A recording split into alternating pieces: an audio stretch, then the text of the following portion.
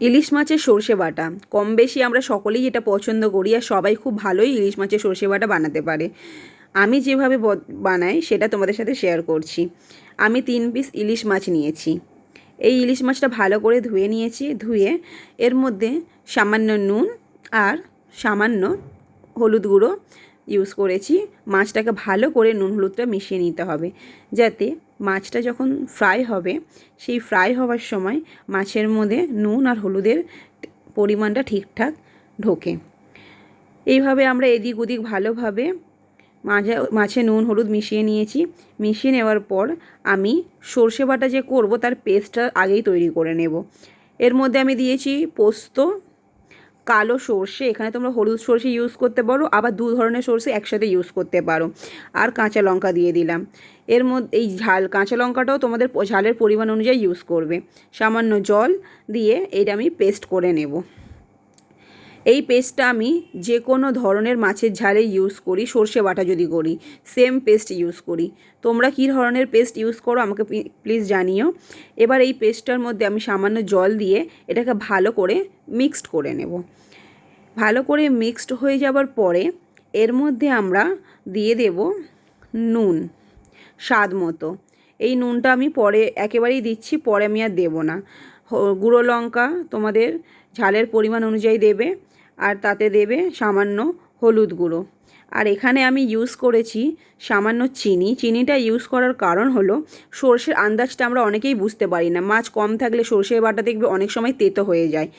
চিনিটা এখানে এই জন্য ইউজ করা হয় যাতে সর্ষে বাটাটা তেতো না হয়। এটা তোমাদের একটা টিপস দিলাম। এরপর একদিকে কড়াটা বসিয়ে গরম করতে দিয়ে তার মধ্যে সর্ষে তেল দিয়ে দিলাম, এবং তেলটা যতক্ষণ না গরম হচ্ছে ততক্ষণ পর্যন্ত কিন্তু আমরা মাছ ছাড়বো না, সেটা তোমরা জানো। ভালো করে কড়া গরম হওয়ার পরেই মাছ ছাড়তে হয়, নাহলে মাছগুলো ভেঙে যাওয়ার সম্ভাবনা থাকে। দেখতেই পাচ্ছ তেলটা ভালোই গরম হয়ে গেছে। এরপরে আমি মাছটা এক এক করে ছেড়ে দিলাম। অনেকেই আছে যারা সর্ষে বাটাতে ইলিশ মাছটা কিন্তু ভাজে না, কেননা ইলিশ মাছ ভাজার পর অনেকেই বলে টেস্টটাও তো পাওয়া যায় না। কাঁচা ইলিশ মাছের যে টেস্ট হয় ঝালটাই সেটা বেশি ভালো, কিন্তু আমার না একটু আঁশটা গন্ধ লাগে। সেই জন্য আমি সামান্য হালকা ফ্রাই করে নিই, একদম কম আঁচে হালকা এদিক ওদিক পাল্টে একটু ফ্রাই করে নিই, না হলে না ভালো লাগে না। তার মধ্যে ডিমওয়ালা মাছ তো, একটু ফ্রাই না হলে ডিমটার মধ্যে তেলটা ভালো করে না ঢুকলে কেমন একটা আঁশটানি গন্ধ লাগে। তাই এটা আমি ভাজি, তোমরা মাছ নাও ভাজতে পারো। তারপর বাকি যে মাছ রাখা ছিল সেটাও আমি ভেজে নেব। ভেজে নিয়ে এরপর আমি সেটাকে একটা আলাদা জায়গায় তুলে রেখে দেব। এইভাবে একে একে মাছগুলো ভাজা হয়ে যাওয়ার পরে তোমরা যে পরিমাণ তেলটা কড়াই রয়েছে, তোমাদের মনে যদি হয় আরও সামান্য তেল দেবে, দিতে পারো, নাও দিতে পারো। আমার পরিমাণ অনুযায়ী তেলটা ঠিকঠাক ছিল, তাই আমি আর তেল ইউজ করলাম না। এর মধ্যে আমি কালো জিরে ইউজ করছি। কালো জিরে ফোড়ন দিয়ে তাতে আমি দিয়ে দিচ্ছি টমেটো কুচি। এবার বলি টমেটো কুচির ব্যাপারটা।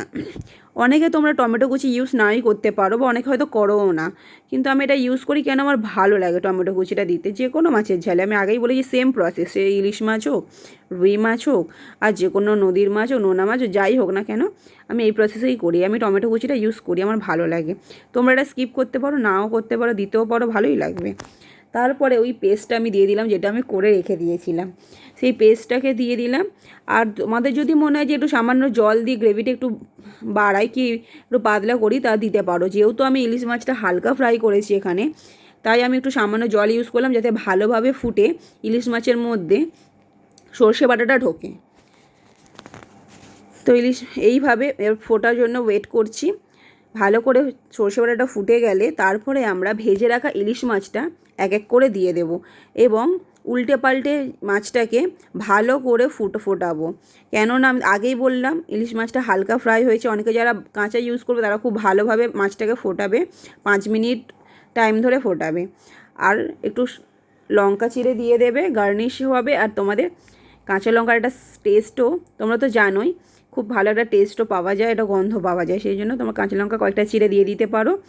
এইভাবে দেওয়ার পর ভালো করে ফুটে যাওয়ার পরে আমাদের সর্ষে বাটা রেডি। আর নামানোর আগে 1 চামচ কাঁচা সর্ষের তেল দিলে তোমাদের এই ইলিশ মাছের সর্ষে বাটার টেস্টটা কিন্তু আরও বেড়ে যাবে। এইভাবে তৈরি করে ফেলবো আমাদের ইলিশ মাছের ঝাল। কেমন লাগলো তোমাদের ভিডিওটা প্লিজ আমাকে জানিও, আর তোমরা কীভাবে ইলিশ মাছ করো সেটা আমাকে জানিও।